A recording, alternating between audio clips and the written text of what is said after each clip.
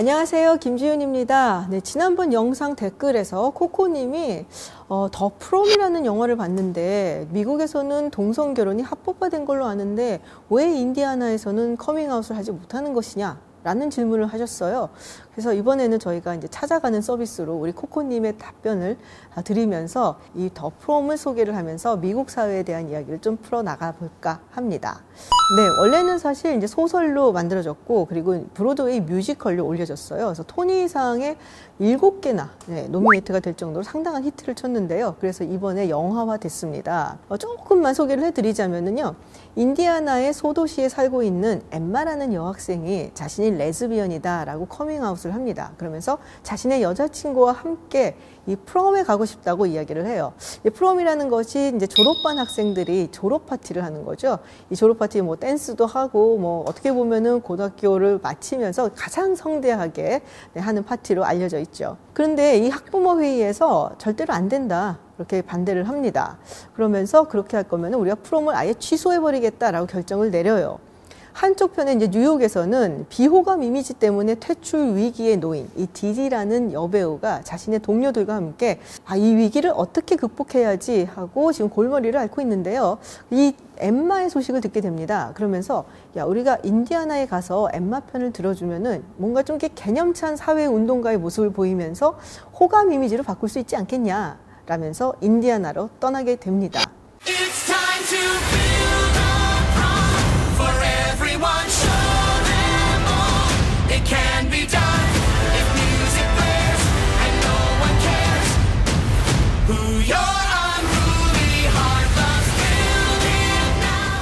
사실 저는 이 영화를 보면서 이 깨알 같은 그 문화 코드를 보면서 굉장히 많이 웃었어요. 이 뉴욕과 인디아나는 굉장히 다른 곳이죠. 이곳에 사는 사람들은 삶이 완전히 다릅니다. 그리고 그들이 공유하는 문화 코드도 굉장히 다르고요. 뉴욕 코드를 바라보는 인디아나 사람들의 눈은 잘난 척하고 속물적이고 자기들만 아는 자기들 세계에만 사는 그런 사람들이다라고 보고 있죠. 이런 장면이 있어요. 인디아나로 떠나면서 자, 우리 이제 스팸 없는 동네 가자 뭐 이렇게 말을 합니다. 네, 자기네들은 이제 스팸 같은 거는 정크푸드라고 해서 안 먹는다는 거죠. 그 외에도 베리가 이 엠마에게 프롬에 입고 갈 드레스를 우리가 쇼핑을 하러 가자 하면서 이런 말을 해요. 야, 여기 이 동네 삭스 어디냐? 라고 물어보는데 이 삭스는 삭스 피프스 애버뉴라는 명품 백화점을 의미합니다. 뉴욕 맨하탄에는 피프스 애버뉴에 딱 있죠. 당연히 인디아나는 없고요. 그래서 엠마가 삭스 같은 건 없고 우리 K마트는 있는데? 라고 대답을 합니다. 그리고 또 한 가지 재밌었던 것은 토니상, 이게 이제 뮤지컬계의 아카데미상이라고 하는데요. 이 토니상을 2번이나 수상한 디디는 전혀 알아보지 못하면서 예전에 시트콤에 출연했었던, 그렇지만 지금은 완전히 무명 배우인 트렌트를 알아보고 너무 좋아하던 모습들. 그러니까 이 사람들은 이 뮤지컬이라는 문화생활하고는 담을 쌓고 살고 있는, 그렇지만 TV를 보면서 시트콤을 보고 즐기고 웃는 사람들이란 얘기죠. 이렇게 뉴욕과 인디아나의 문화 코드는 완전히 다릅니다. 사실은 이런 문화 코드는 정치 성향하고도 연결이 있다고 해요. 2012년 대통령 선거 당시에 오바마 대통령을 지지하던 사람들의 브랜드, 그리고 롬니 공화당 후보를 지지하던 사람들의 브랜드를 비교를 해놓은 게 있는데요. 오바마를 지지하던 사람들이 선호하는 브랜드는 뭐 스타벅스, 그리고 뭐 홀푸드 마켓이라고 뭐 유기농 재료를 파는 좀 약간 값비싼 마켓 뭐 이런 게 있는 반면에 롬니를 지지하는, 그러니까 공화당 성향을 가진 사람들이 좋아하는 브랜드는 맥도날드 뭐 아니면 월마트 뭐 이렇다라는 거죠. 그만큼 이 사람들의 문화 코드도 다르고 삶이나 생활 방식도 굉장히 다르다는 것을 의미를 합니다. 일전에 프랑스의 사회학자인 피에르 무르디에가 그런 말을 한 적이 있죠. 부유층이 물려주는 것은 단순히 자산뿐이 아니라 문화 자본이 있다. 사실 이 문화 자본, 뭐 쉽게 말하자면은 부유층의 자녀들은 어릴 때부터 오페라를 구경을 한다든지 아니면은 그림 전시회를 간다든지 이런 교양 있는 문화를 쌓게 되는데 가난한 집이나 저소득층의 아이들은 그럴 기회가 전혀 없다라는 것이죠. 사실은 힐빌리의 노래에서도 잠시 나왔었는데요. 이 JD가 로펌 인터뷰를 하고 식사를 같이 하는 장면에서 포크하고 나이프가 쫙 차려져 있는 걸 봐요. 그리고 원형 테이블이라서 물하고 빵이 있는데 이게 어느 게 내 건지 모르는 거예요. 그래서 자기 여자친구한테 급하게 전화를 하죠.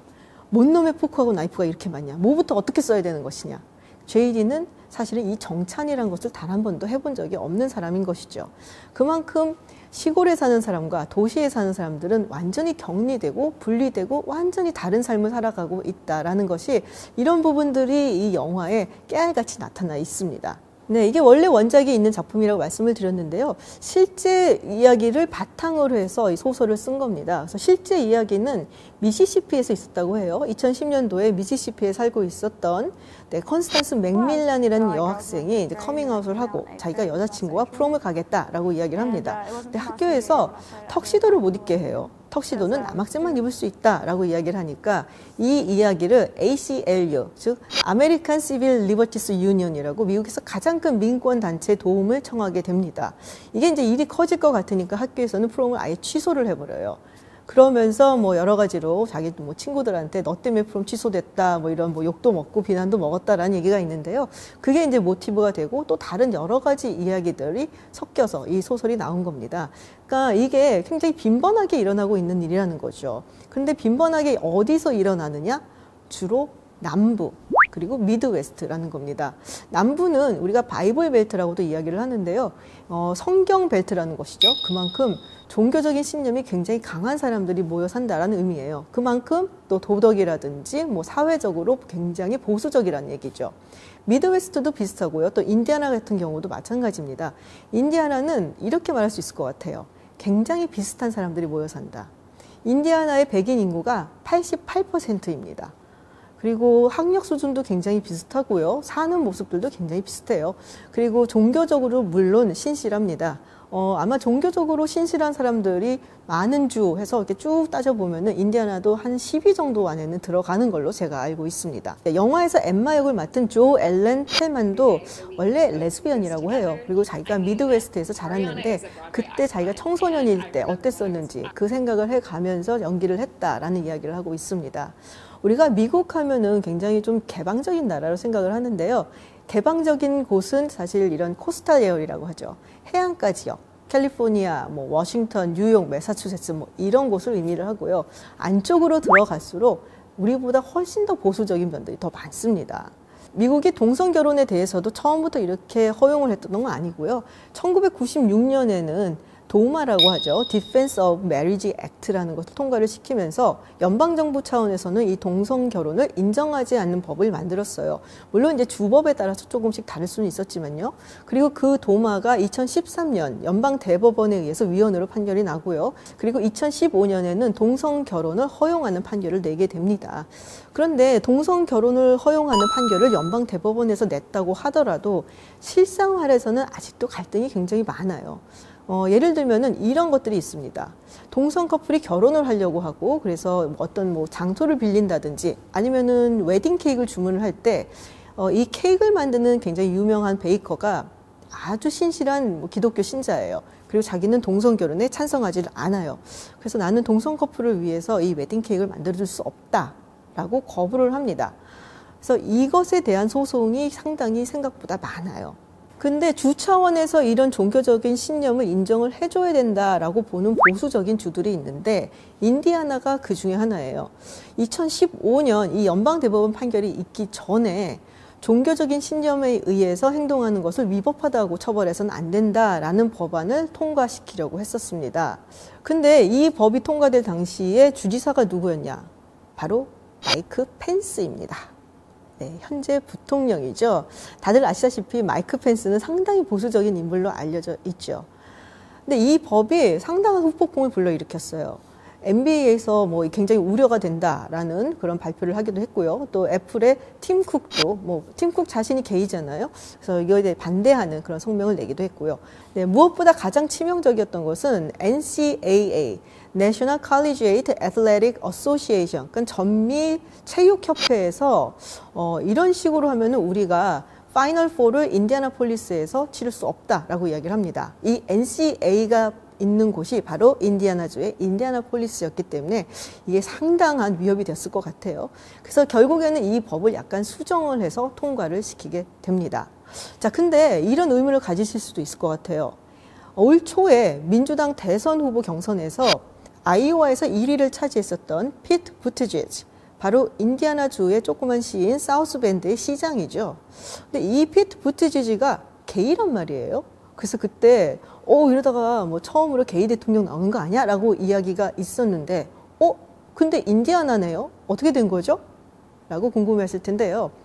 아무리 보수적인 주라고 하더라도 섬처럼 조그맣게 진보적인 지역들이 있어요. 근데 주로 그런 곳들은 대도시 혹은 칼리지 타운, 대학 도시죠.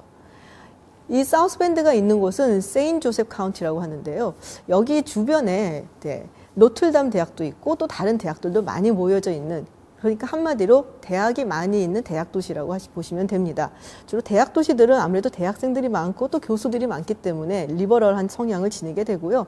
또 마찬가지로 인디아나 대학교가 있는 블루밍턴 역시 굉장히 파란색, 그러니까 민주당 성향을 가진다고 볼 수 있습니다. 네, 샌프란시스코는 우리가 이제 보통 게이 센트럴이라고 부를 정도로 이 동성 결혼이라든지 동성 커플이 아주 흔한 곳이에요.